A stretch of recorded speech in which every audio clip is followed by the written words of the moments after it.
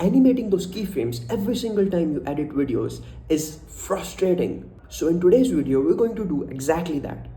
But we're going to save those animations as presets and understand how to do it, and we'll create some as well.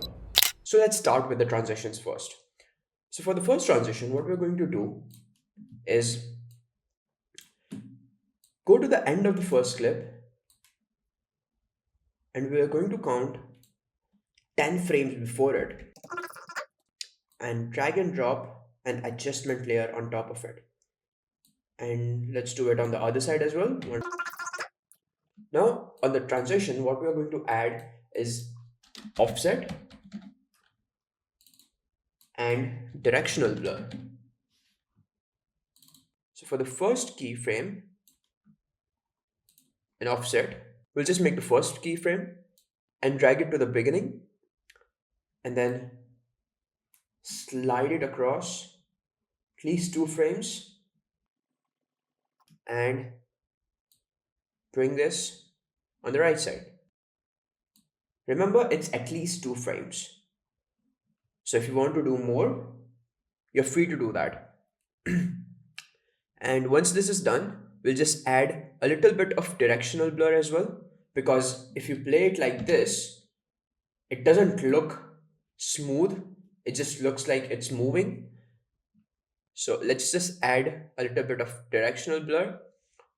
And we're going to do is click on blur length and create a keyframe somewhere around there and put it in the middle, drag it in the middle, then make 2 more keyframes that are 0 and drag them on the each end of the adjustment layer. And there you go. You've got the whip band transition. Now, how do you save this? So to save this effect, we're going to click on Control and select both of those effects and click right click and go Save Preset. Now before we save the preset, let's understand what these 3 types mean.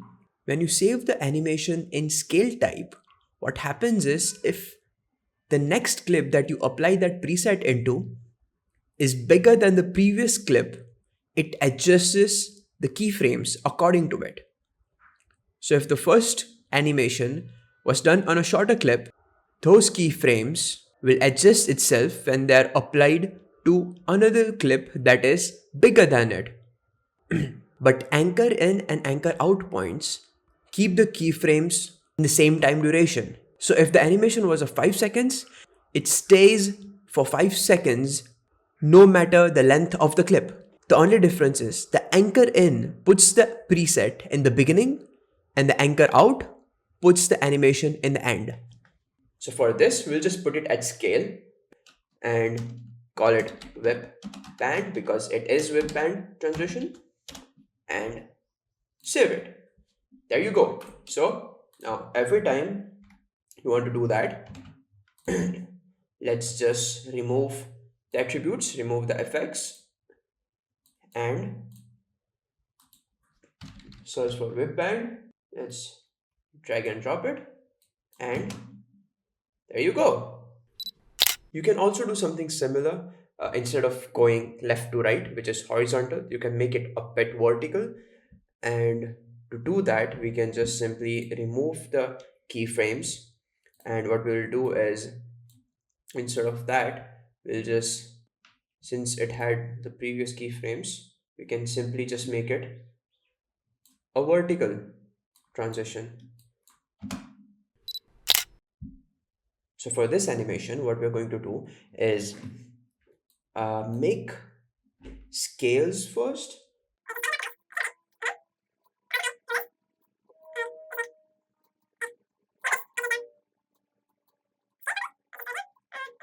It's going to be a rough one, so don't bother taking it too seriously unless you have a circular object or a specific shaped object which you want to zoom in into. We don't really have anything here. We're just going to simply zoom in into something like this, and let's just Uh, no, let's just click the first clip and arrange it. And there's nothing similar in those two clips, but I'm just using it for an example. And since we've done the scaling properly, all we have to do is drag and drop, transform on both the clips. What we'll do is just make a short cut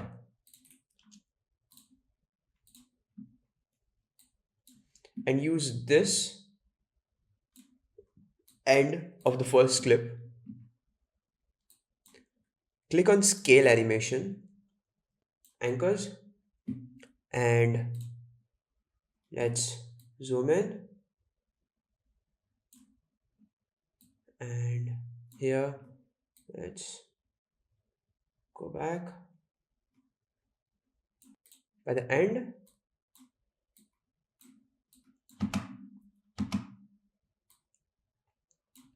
it will zoom in here as well. So create a keyframe here and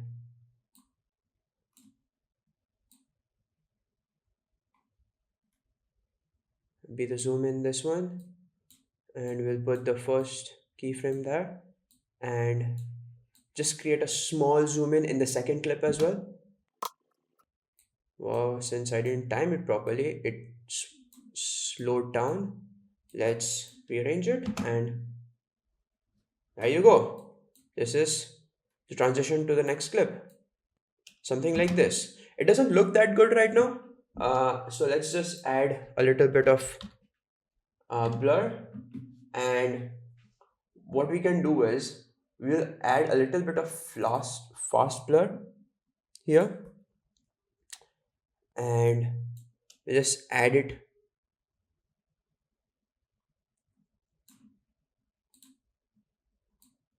Go to 0 here and add a bit of blur here, and same with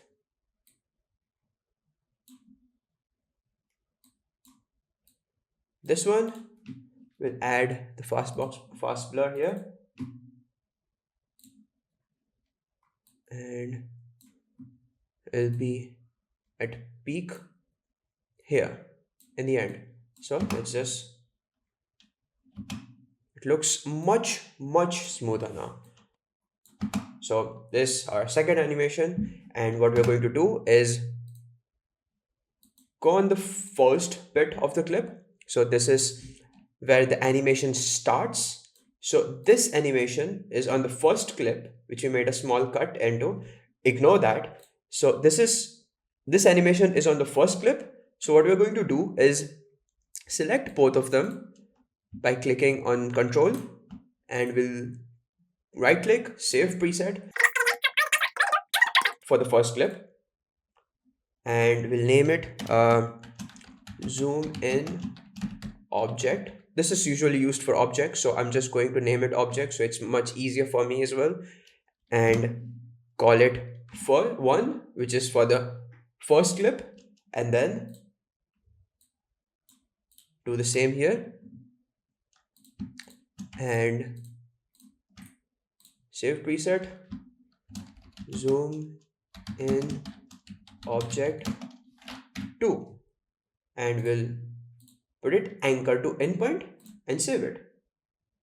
There you go. So if we remove this and drag and drop it here, it's going to do the exact same thing. And when I remove this, drag it here, it's going to do the exact animation that we've just done. So we've got the second transition preset ready. So for the third transition, we'll add the adjustment layer. But before we add the adjustment layer, what we'll do is click on the adjustment layer and go to speed duration and bring the duration down to 8 frames and press OK. And we'll bring it in between those two clips. And what we'll do is add digital glitch on it, and we will also add strobe to it. So strobe light will give us that entire color. So since it's white, let's just walk on the strobe light and bring it to black, and bring the blend with original to 50% so we can actually see the video. And that's probably it in the strobe light. But for the digital glitch, what we'll do is drop down the distortion, take the color distortion up to 100, and distortion evolution up to 100, distortion rate to 75, and that's probably it. So let's just see the transition. There you go. Well, for this, we don't really have to save it, but you can, if you want to, just control select both and save preset.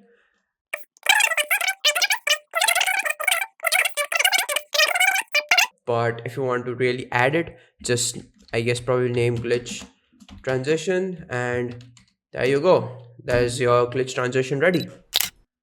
So the first one, let's just add the text and just change the text to Satoshi because I kind of like it. Well, obviously I watch Mapal a lot, or this guy. I don't really know is it if it's Mapal. Oh, I'm terrible at pronunciation. But here's the text, and what we want to do is give it that pop-in effect.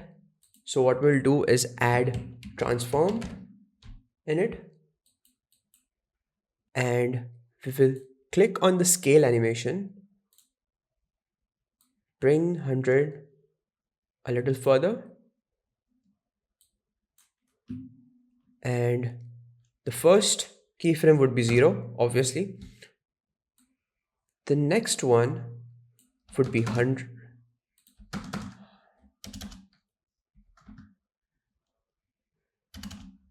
110, and next would be 90.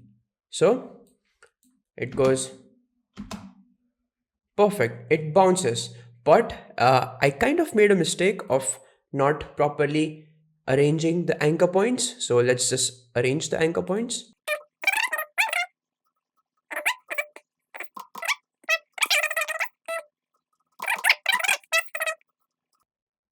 Let's see this. Yeah, this one looks much better. This one looks much better. The way it slows down, it looks much better. Okay, perfect. So we've got the pop-in effect done.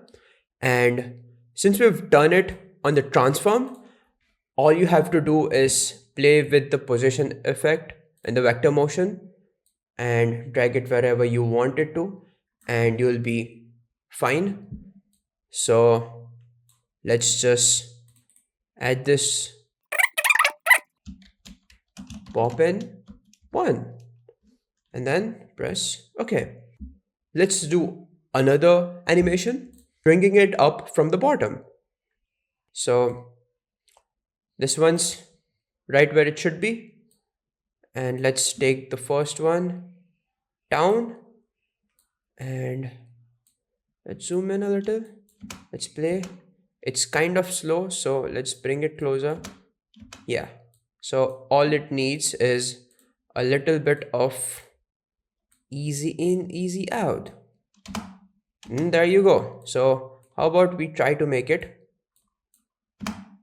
oh, clean. See, it does look good.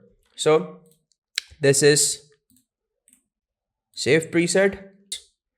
So this will be slide up text, and let's just name it 1 and save. There you go. Now let's talk about some pop-in transitions for the characters that you use. Now let's use pop-in for characters in case if you have a faceless channel or you are editing for one. So, so let's just drag in this one character that I've made. That's a pretty old one. I used to use that for my old channel, but anyways. So let's, so whatever animation that you want to, so whatever position you want the character to be in, make sure you adjust it with this motion property. But when you use transform effect, make sure you only do the animation in there. So let's drag and drop the transform.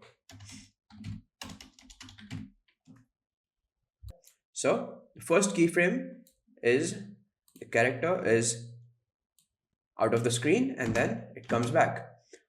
So let's just make it a little smooth by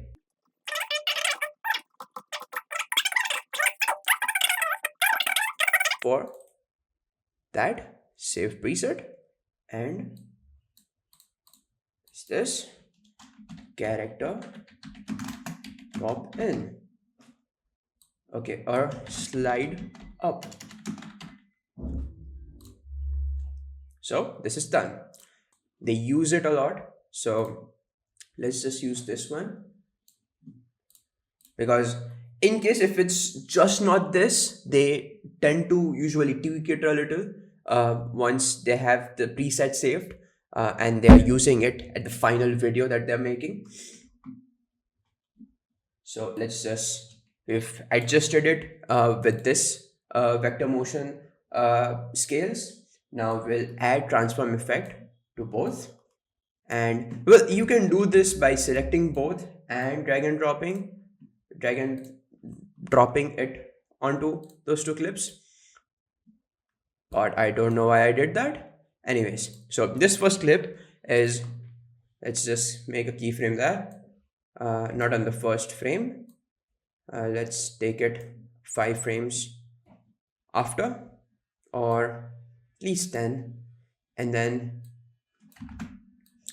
take it on the left side. So again, let's ease it out,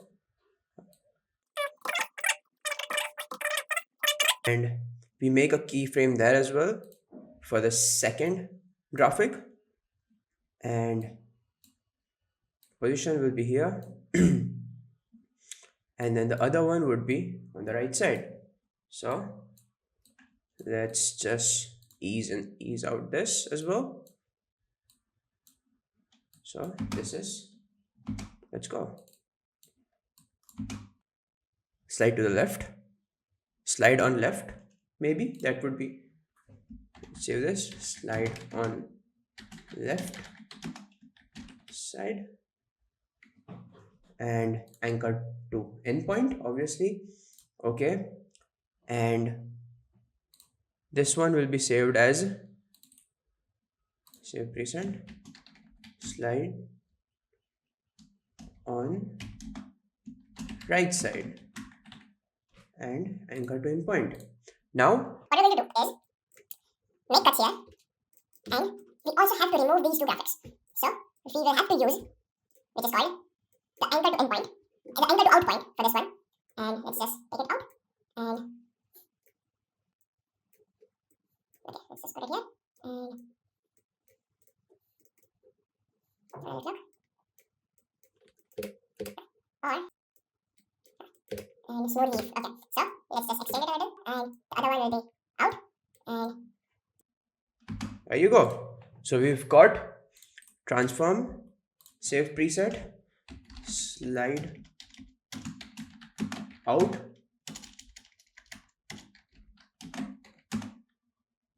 on right side, anchor to out point, obviously, and save preset, anchor, slide out on right side, and we'll put it anchor to out point. There you go. We got it all sorted.